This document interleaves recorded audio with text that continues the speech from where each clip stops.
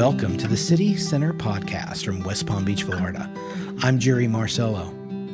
West Palm Beach, like every other community in the United States, has rules and codes that govern just about every structure, every lot, every road that falls under the city's control. These rules mostly address safety concerns, but many also address aesthetic concerns, like how a home looks, the care of the trees, shrubs, and much, much more. Joining me today to talk about it is Valerie Luster, Code Enforcement Officer for the City of West Palm Beach. Valerie, welcome. Thank you. Thank you. We appreciate you being here. Let's start with the basics. What is a city code, and where do they come from, and what do they really intend to do? Well, the city code was it's actually an ordinance, and you have city ordinances, you have county ordinances, and you have state statutes that code enforcement actually enforces. An ordinance is? An ordinance is a code. It's a code. And it's basically something that the commission and the mayor comes up with, and planning and zoning administrator, because there are all types of codes, building codes, sanitation codes, just regular codes. And it's to ensure the improvement of the city as a whole. Okay. It's to implement the codes and apply them to make improvements, especially to blighted areas. Now, this may be a little bit beyond the scope of what we're talking about here, but I'm just really curious. So say if there is a problem that is prevalent in, say, a structure, all these houses really need to have, I'm making stuff up, better hurricane protection, some tie downs or something. Would it be something where someone says we need to make this an ordinance and have it go to the city commission to make it law, basically? Code enforcement is separate from building. Ah, okay. Yeah. Building is regulated by all of the Miami-Dade codes. They have to follow all state statutes. And code enforcement don't get into that part of it. Okay. We're strictly city ordinances. So in order to give you an idea of that, say for instance, you have a chronic problem with a person continuously to park in the top of their front yard. Right. That's a city ordinance. You have overgrowth of a vacant lot. That's a city ordinance. You have a house that's in dire need of painting. That's a city ordinance. So let's use an example. Overgrowth of a vacant lot. That happens all the time. Every day. Was there must have been a point somewhere in the history of the city where someone said, hey, we need to come up with some rule here because these lots are like crazy and they're like jungles. What the process would have been, would it go in front of the city commission? How does a need like that become code? It becomes code through the aspect of the planning and zoning administrator. Okay. And when that person continues to run up against different problems, well, per se, then that person goes to the commission with an ordinance. And then the ordinance is read into record and becomes actual law. Codes are nothing but city ordinances that are laws. There we are. So, and I think that's where I was headed. Code isn't just something that somebody in an office made up. It is gone through the process. It is a real law. Actually, ordinances are laws. There you go. City laws. Very good. This versus criminal, then you have ordinances. Okay. So let's take it to the next point now. We have all these codes. And it's very wide-ranging, covers a spectrum of things that need to be looked after. How do you, as a code enforcement officer, enforce it? Well, code enforcement officers, we technically enforce every ordinance code.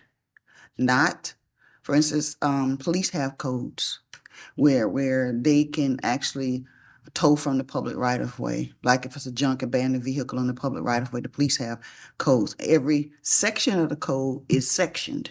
Like the code officers, we cover almost every chapter of the code. But there's some chapters that we do not cover. But in some rough respect, we do almost everything.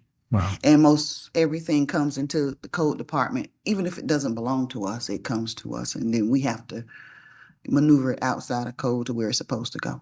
Okay. Because most people don't even realize what we do. Yeah, and this is part of what we're doing here today is it's describing what you guys do. Mm-hmm.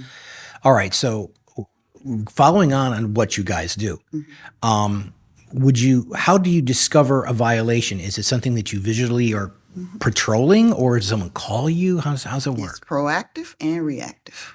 Okay. So most of my career, which is 34 years Wow. of code enforcement, it's primarily been proactive.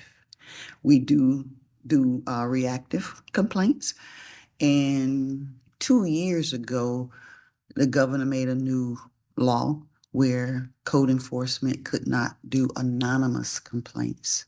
So any reactive complaint comes in, we have to have the person's name and information before we can follow up on it. But that's not to say that that code officer that's has a zone hasn't already seen that issue in dealing with it. But if it's just a reactive complaint, then we have to have those issues covered in reference to the person's name and I information. see. But most of it is about riding your zone, patrolling your zone. Okay, so that comes to the next question. As a code enforcement officer, you have a physical area of which you Yes. patrol. We have boundaries, and we have sections of the city that's been laid out for each individual code officer. And not to say it like this, but when I joined the city in 2002, it was 6 zones. Now we're up to 14 actual zones. Wow. And at one point in time, we were 18 zones. So that means we done decreased a little bit.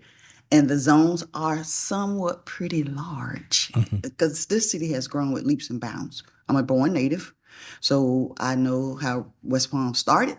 My mom was a born native, so we've been here almost 100 years in West Palm. Wow. So my family. So it's nothing about West Palm that I really don't know for as how it's grown at leaps and bounds. Well, let me take you there. You have an amazing level of experience with how this community has changed over decades. Tremendous. From a code enforcement officer standpoint, has there been a change in the kind of violations you're seeing? Is it changed, or has it always sort of been the same? No, I would say it has because it's gotten bigger, it's become more repetitious, more of the same stuff, just but over and over and over again. And it not necessarily is being committed by the same violators, it's just that thing has become more repetitious. It's more to do. Right. And it's so much more to do until sometimes it can be overwhelming. Yeah. Really, it can. Wow. But if you pace yourself, like I tell a lot of the new code officers, it's all about how you want to style your way of code enforcement. And if you pace yourself, the way I go about it a lot of time, I adopt a street. So I work on that street until just about every code that there is taken care of. Not to say that new ones won't arrive. Right. But I adopt a street. So about every 2 to 3 years, we change zones, which sometimes is a good thing, sometimes it's not a good thing because the codes can be so vast or the violations can be so vast in a zone, you can't even wrap your brain around starting to get the problem solved in 2 to 3 years. So sometimes it takes a while for you to establish a rapport with the residents, which they are the most important to me. I'm a resident too, so that might be a little prejudice on my side.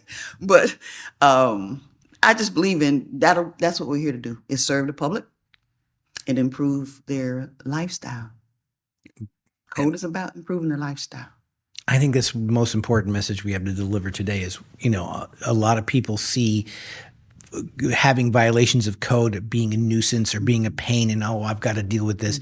You are trying to improve the quality of life for all of us here in this community. Yes, yes. And that is our number one goal. That is code enforcement's number one goal, to improve the quality of life. I was just speaking to a resident yesterday because back in late December, he brought a large RV to a single family community. And he had it positioned in the rear of his yard. He had people living in it. And when it was brought to my attention by other residents, but I had already spotted it. So I wrote the violation. I like to try to sometimes not have direct contact because sometimes our contact can be conflicting. So I believe in putting it on paper. That's what I call putting a violation on paper. And when I did write the violation, he called. He said, but it's my property. See, a lot of people feel that way. It's my property.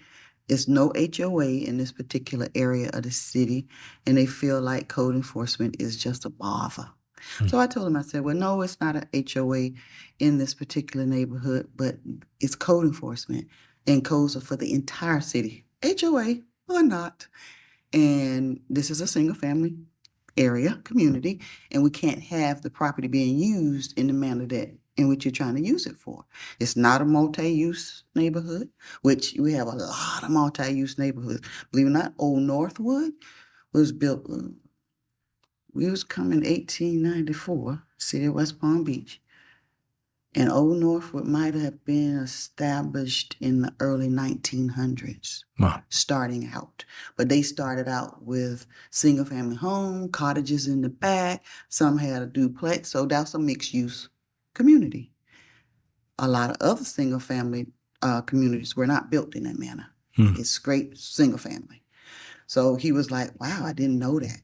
So he removed it. He complied.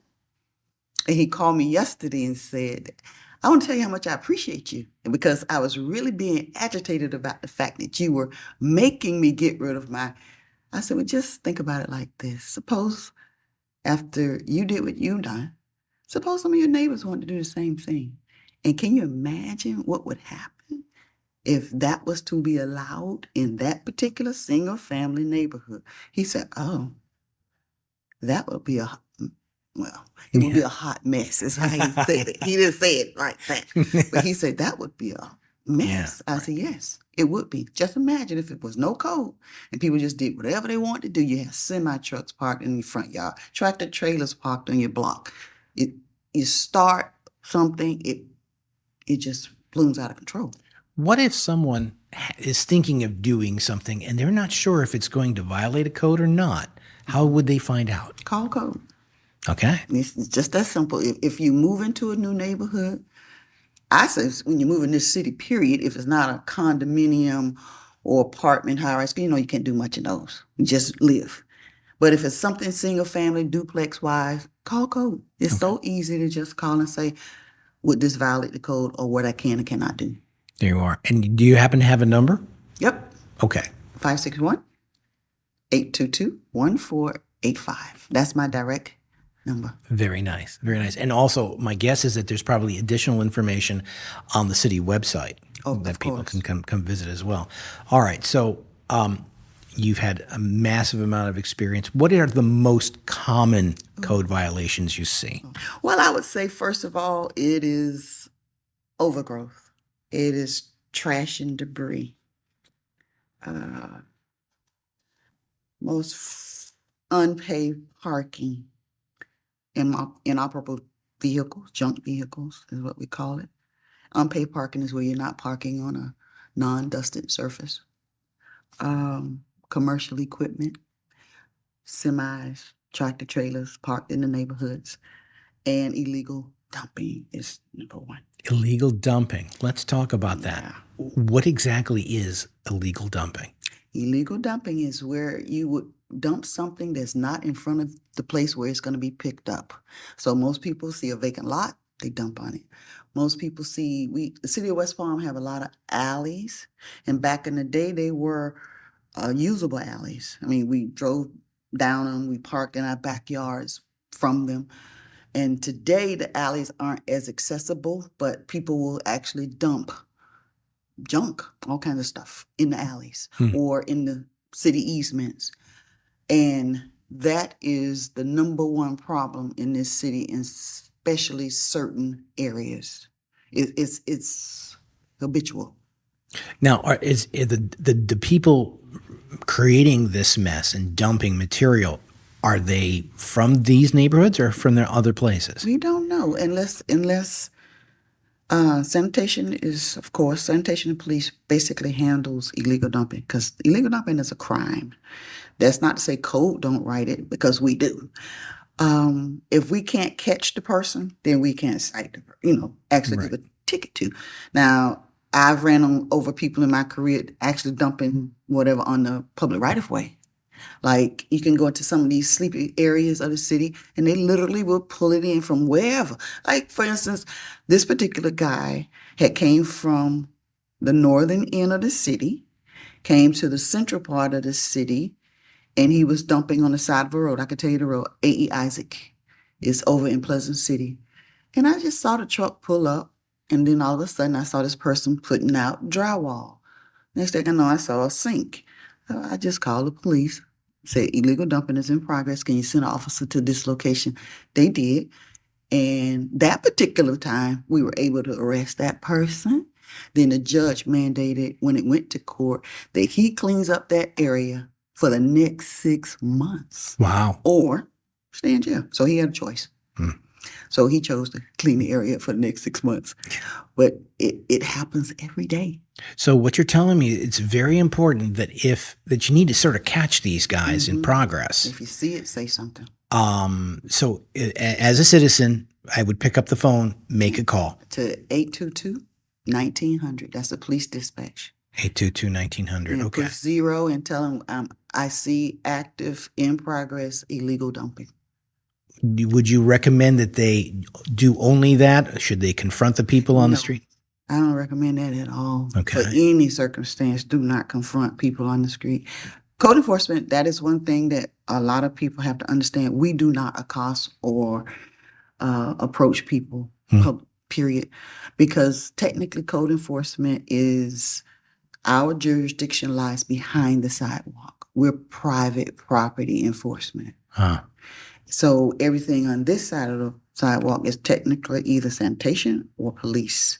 Okay. We don't have no public right-of-ways, but if you see something, say something. Say something. Yeah, because that's the only way we're going to try to get a handle on the problem. But sanitation has put up a lot of cameras. So has the police department put up a lot of cameras in the high areas of illegal dumping. Mm-hmm. Sometimes they could put up a camera today, and I can guarantee you the camera's gone that night.